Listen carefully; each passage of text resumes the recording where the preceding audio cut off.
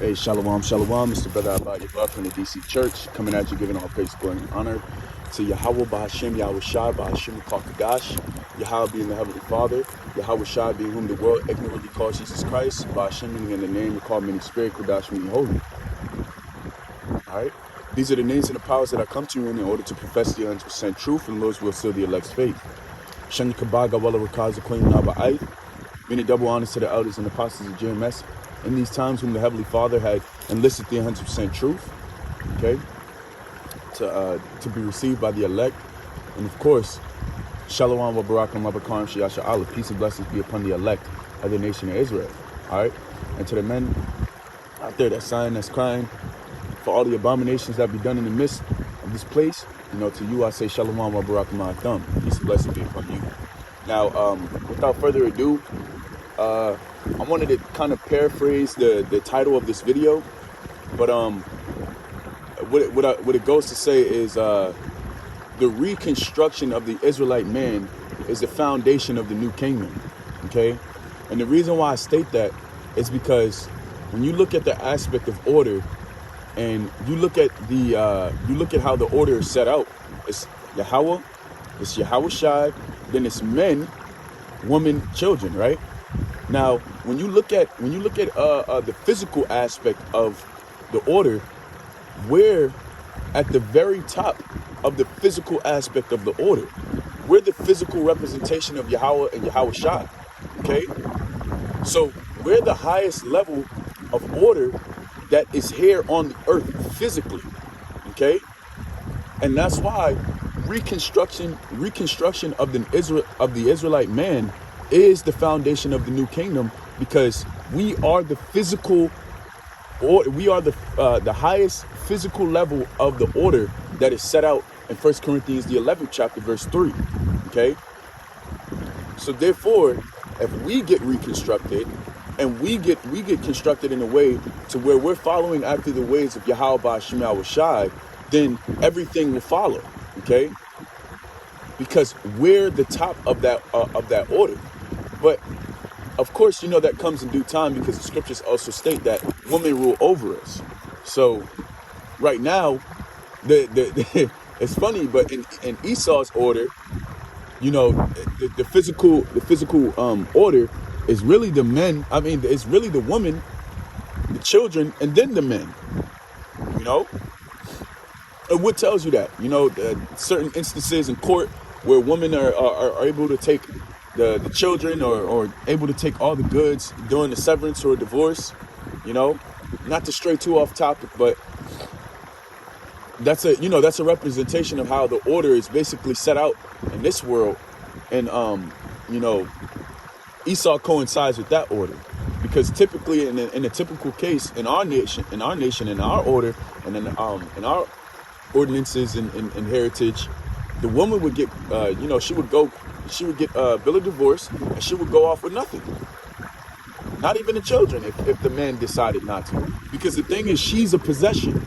All right, but I'm gonna stick to the topic. This is Romans chapter 12 verse 1. It says, I beseech you therefore, brethren, by the mercies of Yahweh Ba'ashem Yahweh Shai, that ye present your bodies a living sacrifice, holy and acceptable unto the Heavenly Father, which is your reasonable service. Okay, so we have to present ourselves, our physical body, as a living sacrifice to Yahweh Ba'ashem Yahweh Shai. And in order for us to actually do so, our mind has to be reconstructed in a way to where we're serving Yahweh Ba'ashem Yahweh Shai wholeheartedly. Okay? Because somebody who doesn't care for the Heavenly Father and doesn't care for the things that pertain to His Word is not going to be able to make this specific sacrifice. And little do our people know is that this is the main sacrifice, and this is the only sacrifice that you can make that will allow you to become holy, and that will also open the floodgates of the wisdom, knowledge, and understanding. Okay? This is the only way to receive reconstruction, is by giving your body as a living sacrifice. Because you got to understand, in order for you to take, you got to give, especially when it comes to the Heavenly Father. And His word is precious. His word it means everything to Him. He esteems His word higher than Himself. So therefore, in order for you to receive His wisdom, knowledge, and understanding, you have to give a sacrifice. And the only sacrifice that Yahweh Ba'ashem Yahweh Shai is taking is yourself. Okay? And it's well worth it, because those words, that wisdom, knowledge, and understanding that the Lord gives you, it's really there to preserve your soul. Okay, it's really there to preserve you, whoever else you spread the knowledge to. Okay, sometimes your family, your woman, and even your children. Sometimes, you know. Lucky. But verse 2, it says, "And be not conformed to this world, but be ye transformed by the renewing of your mind, that you may prove what is that good and acceptable and perfect will of the Heavenly Father." You see? So it says, "Be ye transformed by the renewing of your mind."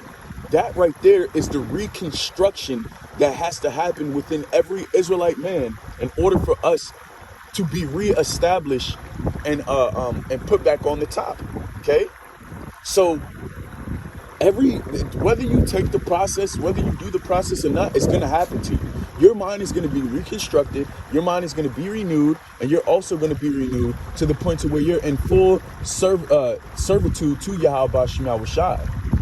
We, on the other hand, we've taken heed to the words of Yahweh Shema Shai, and we've taken it upon ourselves to actually do the process, opposed to having the Lord do it for us. If you could read between those lines, because of course everything's ordained by the Heavenly Father, and of course, the Lord had ordained us to do so. But what I'm saying is, it's either you're going to do it or the Lord's going to make you do it. Okay, and if the Lord has to make you do it, you're not going to like it. Okay, because it comes with the destruction of this flesh and torment. Okay. As the scriptures state, death by pain. All right. So we don't loathe the Heavenly Father's law. We actually indulge in it. Okay. Because little do you know, although the scriptures tell you that we're supposed to have faith, commandments still bring forth life. Okay. If it weren't so, then the Heavenly Father wouldn't have kept them. And that's why also Yahweh Shai said what? He said, "I came not to destroy the law, but to fulfill it." Okay. So, as I stated, and I digress, the reconstruction of the Israelite man is the reestablishing of the kingdom of heaven. Okay? I roughly paraphrased that. I know I said it a little bit different in the beginning, but we have to be reconstructed so that we can reestablish the kingdom of heaven. Okay? Which the kingdom of heaven lies within us. That's why Yahweh says, he said, "No man shall say, lo here or lo there, is the kingdom of heaven, but the kingdom of heaven is within you." Okay? So it says, "But be ye transformed by the renewing of your mind, that ye may prove what is that good and acceptable and perfect will of the Heavenly Father." See? So we have to be the representation of what's perfect, what's good, by way of the Heavenly Father, Yahweh Shema Shai. Okay? The Heavenly Father and the Son, Yahweh Shema Shai. All right? Now, I also want to kind of go into this, and I didn't want to make this super duper long, but this will also kind of go into the point that I was trying to make. This is Romans chapter 13, verse 11. It says, "And that knowing the time, that now it is a high time to awake out of sleep, for now is our salvation nearer than when we believed. The night is far spent, the day is at hand. Let us therefore cast off the works of darkness, and let us put on the armor of light." That is the reconstruction right there. It's putting off the old ways and putting off the old man, so that you can become a new man and serve the Heavenly Father in newness of spirit. Okay? It says, "The night is far spent, the day is at hand. Let us therefore cast off the works of darkness, and let us put on the armor of light. Let us walk honestly as in the day, not in rioting and drunkenness, not in chambering and wantonness." It says, "Not in strife and envying, but put ye on the Heavenly Father Yahweh, put ye on the Heavenly Father's Son Yahweh Shah HaMashiach, and make not provision for the flesh to fulfill the lust thereof." Okay? So,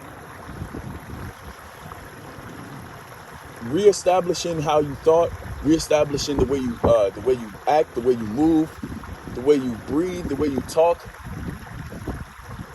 in newness of Yahweh Shema Shai, will grant you life. Okay?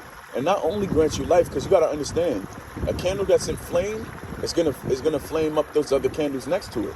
You know?